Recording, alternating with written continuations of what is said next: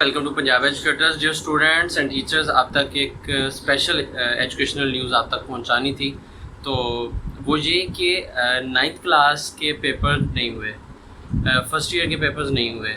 अब वो बच्चे कैसे सेकंड ईयर में प्रमोट होंगे, मतलब नाइन्थ वाले टेंथ में कैसे प्रमोट होंगे, फर्स्ट ईयर वाले सेकंड ईयर में कैसे प्रमोट किए जाएंगे।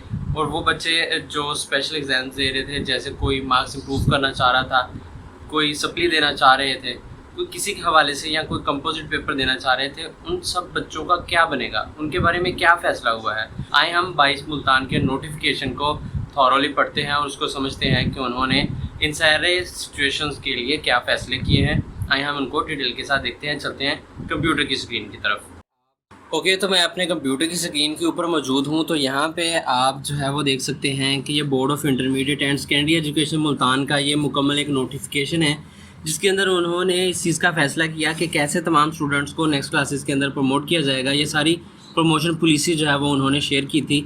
आइए हम इसके तमाम नुकात को वन बाय वन करके डिस्कस करते चले जाते हैं। सबसे पहले उन्होंने कहा कि वो ऐसे स्टूडेंट्स जो ninth class and first year exams दे रहे थे, एग्जाम्प्ट कर दिए गए थे और वो जो हैं वो अगली क्लासेस में प्रमोट कर दिए गए हैं। यानी नाइन्थ क्लास के जो स्टूडेंट थे वो टेंथ क्लास और फर्स्ट ईयर वाले जो थे वो सेकंड ईयर के अंदर जो है वो प्रमोट कर दिए गए थे। कहते ऐसे student the paper of candidates who appeared in tenth class may be marked and result be declared accordingly.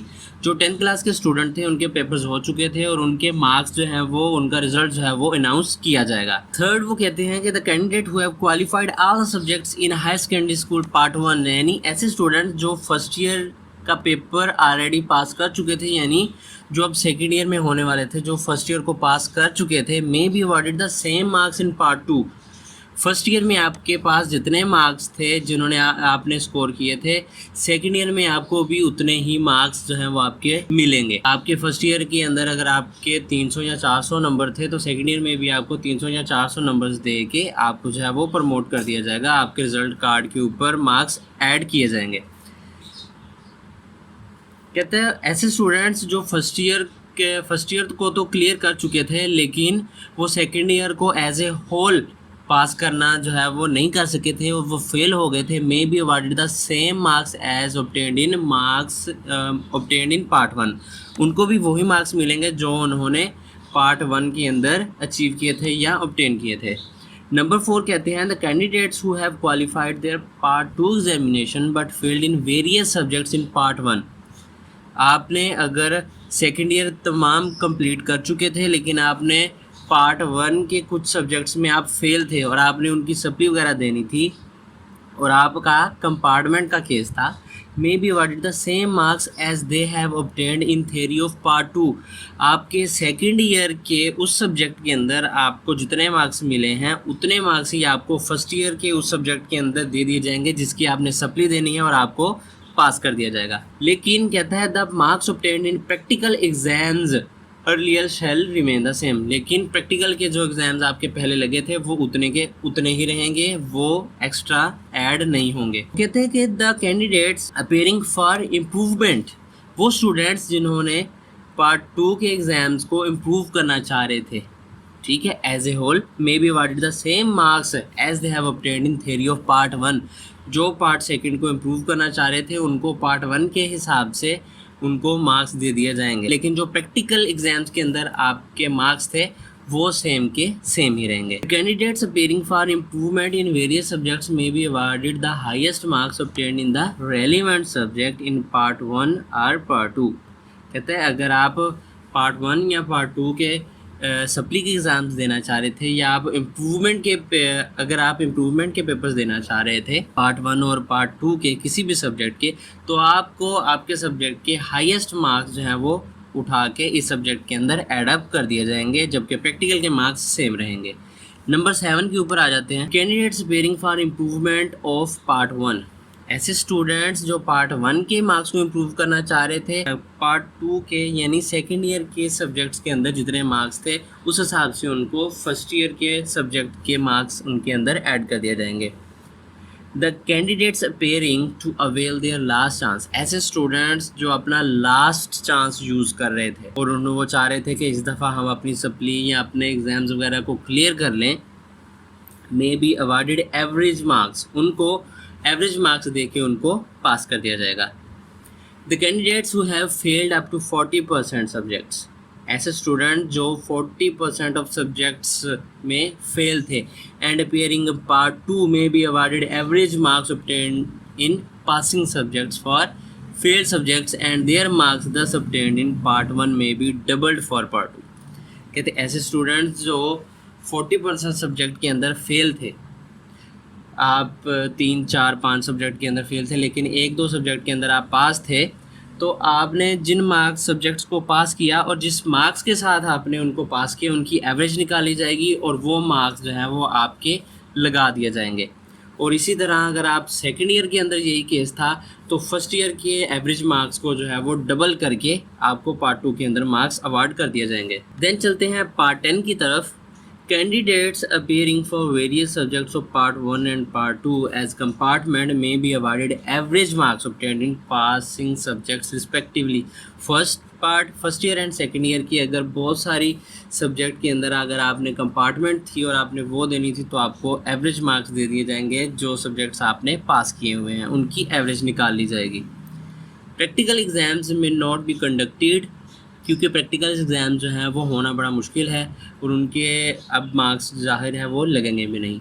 Matric और इंटरमीडिएट के स्टूडेंट्स हैं वो इनके मार्क्स इस तरह से लगेंगे कि 50% मार्क्स जो है वो उनके प्रैक्टिकल मार्क्स के लगाए जाएंगे जो वो ऑलरेडी अगर दे चुके थे, और 50% मार्क्स उनको दिए जाएंगे उनके थ्योरी के सब्जेक्ट्स के हवाले से, अगर जो उन्होंने जिस सब्जेक्ट को जिस हिसाब से पास किया है उसका 50% परसेंटेज निकाल ली जाएगी और वो मार्क्स आपके प्रैक्टिकल के मार्क्स बन जाएंगे। Number 12, candidates of higher secondary school falling in the following categories will be offered special exams। अब ये स्पेशल कैटेगरी कौन सी है, वो स्टूडेंट कौन से हैं जिनके स्पेशल एग्ज़ाम्स कंडक्ट किए जाएंगे, आए उनके बारे में डिस्कस करते हैं। वो सारे स्टूडेंट्स जो कंपोजिट एग्ज़ाम्स देना चाह रहे थे, पार्ट 1 और सेकंड पार्ट का फर्स्ट ईयर और सेकंड कंबाइन पेपर देना चाह रहे थे, उनके स्पेशल एग्ज़ाम्स लिए जाएंगे। जो 1-2 सब्जेक्ट्स के अंदर जो है वो एब्सेंट हो गए थे या उन्होंने अपने रिज़ल्ट को कैंसिल करवा लिया था, किसी वजह से उनका भी स्पेशल एग्ज़ाम लिया जा सकता है। या वो स्टूडेंट्स उनका भी स्पेशल एग्ज़ाम लिया जा सकता है, वो एडिशनल सब्जेक्ट्स पढ़ते हैं, एक्स्ट्रा सब्जेक्ट्स पढ़ते हैं, उनका भी स्पेशल एग्ज़ाम लिया जा सकता है। और वो स्टूडेंट्स जो शहादतुल सानविया व शहादतुल खासा के जो स्टूडेंट्स हैं उनका भी स्पेशल एग्ज़ाम्स लिया जाता है, उनका भी एग्ज़ाम जो है वो लिया जा सकेगा। नंबर 13 की बात करते हैं। Additional marks up to 3% of obtained score in part 1 may be added in the aggregate marks to the candidates who are not offered the special exams opportunity. ऐसे स्टूडेंट्स जिनको स्पेशल एग्जाम्स की opportunity नहीं दी जा रही, हो सकता है उनके मार्क्स के अंदर 3% का इजाफा कर दिया जाए। The marks of the candidates mentioned in serial 1 and availing the above said please see may be calculated similar to the guidelines above but in reverse order. Okay, number 14 की बात की जाए तो यहाँ पे वो बात करते हैं कि वो स्टूडेंट्स जो हमने कैटेगरी 1 के अंदर देखे थे, जो मैट्रिक के स्टूडेंट्स थे, उनकी जो है वो क्या पॉलिसी है, उनके बारे में क्या कैलकुलेशंस हैं, तो उसके बारे में वो कहते हैं इसको रिवर्स ऑर्डर में पढ़ा जाए। केसेस ऑफ मार्क्स इम्प्रूवमेंट, वो स्टूडेंट जो 9th क्लास के सिर्फ मार्क्स को इम्प्रूव करना चाहते थे, उनको जो है वो क्लास 14 क्लास 1 के हिसाब से पढ़ा जाए, यानी उनके लिए जो है वो ये चीज़ एप्लीकेबल होगी।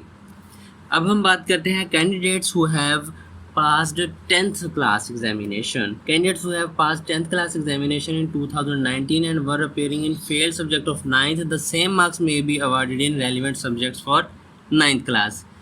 10th क्लास मैट्रिक आपकी पास थी लेकिन आप उन सब्जेक्ट्स की सप्ली देना चाहते थे जो आपकी सप्ली है जिनमें, तो आपको 9th क्लास के जो पासिंग सब्जेक्ट थे उनके एवरेज निकाल के आपको मार्क्स जो है वो दे दिए जाएंगे।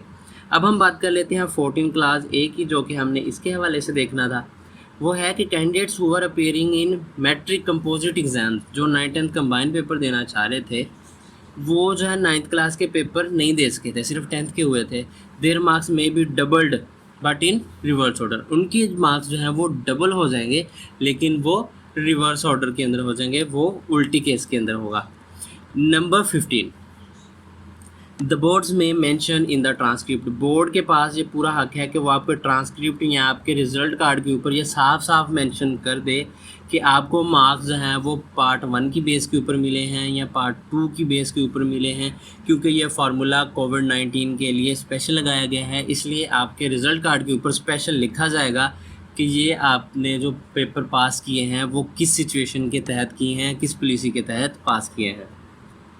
If any candidate does not accept the above policy or award on the analogy of various marks, she may opt to appear in the special exam. ऐसे स्टूडेंट इस पॉलिसी के साथ एग्री नहीं करते, वो स्पेशल एग्ज़ाम्स दे सकते हैं, लेकिन कैंडिडेट्स को बिफोर टाइम से पहले ये बताना पड़ेगा कि वो अपने गिवन टाइम के अंदर उनको अपने बोर्ड को एक दाखला भेजना पड़ेगा, एक अपना डिसीजन लिख के जो है वो भेजना पड़ेगा कि वो जो है स्पेशल एग्ज़ाम जो है वो देना चाहते हैं, वो उनका पार्ट बनना चाहते हैं। और यहाँ पे साफ साफ लिखा गया है कि डिक्लेरेशन फॉर्म आपने ड्यू डेट तक पहुँचाना है। और इसके अलावा वो कहते हैं स्पेशल एग्ज़ाम्स के अंदर आप बैठ सकेंगे किस बेस के ऊपर, जो आपने पहले ही फ़ी दी है, हो सकता है उसी को ही एडजस्ट किया जाए और आपसे स्पेशल आपसे फ़ीस हो सकता है चार्ज ना की जाए।